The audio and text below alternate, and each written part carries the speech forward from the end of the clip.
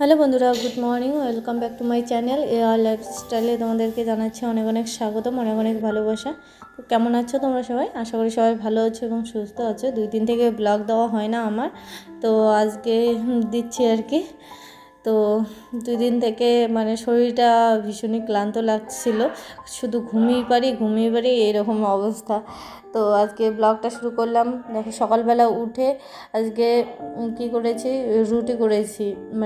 সকালবেলা কারোরই ভাত খাওয়ার অত ইচ্ছা নাই, তো অবন্তিকার বাবা দাঁড়িয়ে দাঁড়িয়ে তরকারি দিয়ে খেয়ে দিয়ে চলে গেল, আর অবন্তিকার জন্য কয়েকটা আমি বানিয়ে নিচ্ছি, আর আমিও খাবো। তো ভাতও আছে, ভাত খাবো না কেউ এখন, সকালবেলা রুটিয়ে খাবো সবাই মিলে। তো বন্ধুরা, ব্লগটা শুরু করলাম, তোমরা দেখতে থাকো, আশা করি তোমাদেরকে ভালো লাগবে।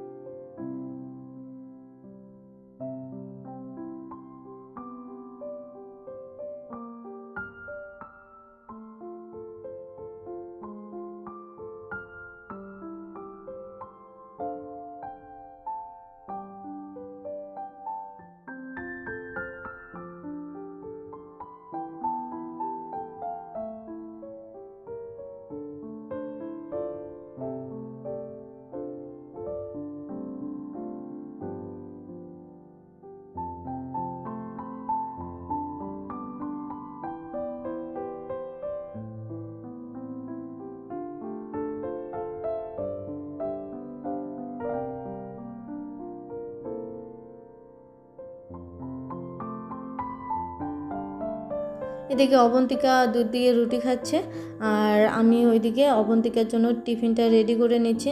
তো আজকে বললাম যে একটা পরোটা বানিয়ে দেই, চিনি টিনি দিয়ে করে দেই।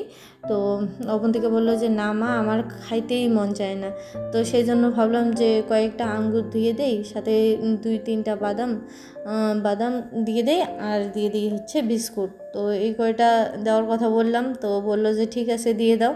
তো তারপরে আমার আর খেতে ইচ্ছে করছে না, তো তারপরে আমিও না খেয়ে দিয়ে তারপরে ওকে নিয়ে গেছি স্কুল থেকে এসে একটু পরেই আর কি 12টা বেজে গেছিলো। তো তারপরে এই যে কয়েকদিন থেকে যে কাপড় জামাগুলো আমি ধুইনি, তো সেগুলো আর কি আজকে ধোয়ার পালা লেগেছে। কি বলবো তোমাদেরকে, ঘরের যতগুলো মনে হয় জামা ছিল সবই ওই একবার করে পরা হয়ে গেছে। আর আমরা বিশেষ করে আমি অন্তত একবার একটা জামা পরে সেই জামাটা না ধুয়ে দ্বিতীয়বার পরতে পারি না। তো যার জন্যই দেখো কতগুলো জামা কাপড় জমা হয়ে গেছে, অবন্তিকার স্কুলের ড্রেস থেকে শুরু করে সমস্ত কিছু, বেডশিট টেডশিট 2-3টা করে এরকম হয়ে গেছে। তো যাই হোক, এক এক করে আমি ধুয়ে দিচ্ছি। তো সবগুলোই হয়তো তোমাদের সঙ্গে শেয়ার করা হবে না, তো সবগুলোই যদি কাছাকাছি তোমাদেরকে দেখাই তাহলে হয়তো ভিডিওটা অনেকটাই বড় হয়ে যাবে। তো আজকে আমার কাপড় জামা ধুতে 2 ঘন্টা লেগেছিল। 12টার সময় ধরেছি, 2টার সময় জল চলে গেছে, 2টার সময় ছেড়েছি। তো এই হচ্ছে ব্যাপার।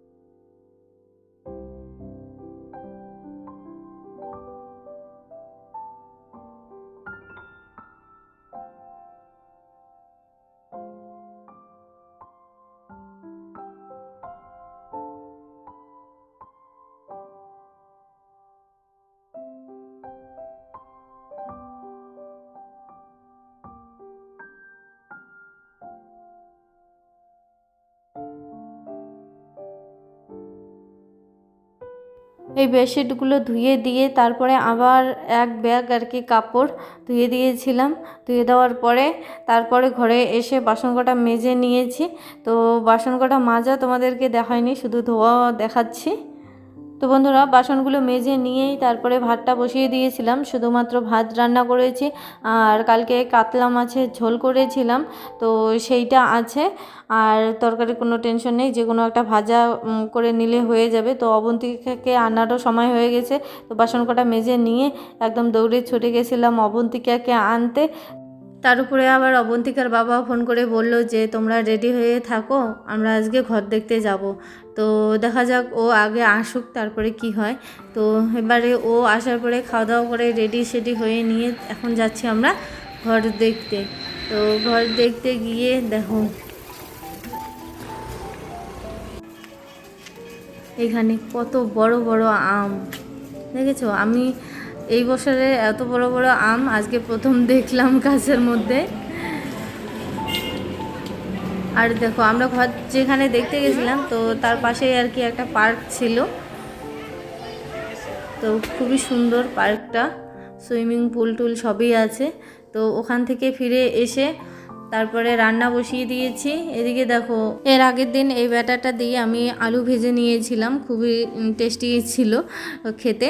আর একটুখানি রয়ে গেছিলো, আমি ফ্রিজে রেখে দিয়েছিলাম। আজকে একটুখানি বেগুনের চপ করে নেব। তো এই ব্যাটারটার মধ্যে বেসন ছিল না, কিন্তু কর্নফ্লাওয়ার আর ছিল হচ্ছে তোমার ময়দা একটুখানি ছিল, তারপরে আটা, তারপর কালো জিরের, লঙ্কা গুঁড়ো, তারপর লবণ হলুদ দিয়ে এরকম করে বানিয়ে নিয়েছিলাম। তো আজকে ভেজে নেবো হচ্ছে চপ, ইলিশ মাছের আজকে সর্ষে দিয়ে করব, আর করব হচ্ছে বেগুনের চপ।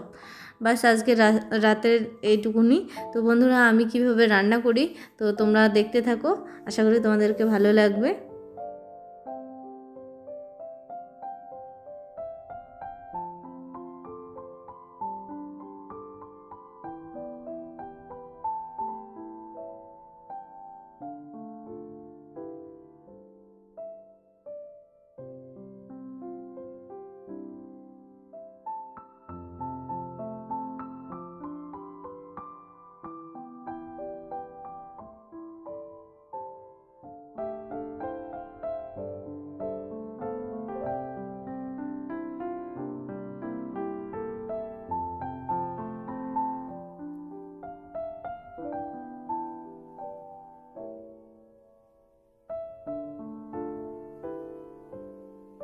আজকে আমি ইলিশ মাছটা মানে ভেজে নিয়ে রান্না করব, কারণ 2 দিন থেকে ফ্রিজে ছিল, যার জন্যই আমি জানি না ঠিক যে ফ্রিজে রাখার পরেও ইলিশ মাছ বা যে কোনো জিনিস মানে কাঁচা পাক দেওয়া যায়।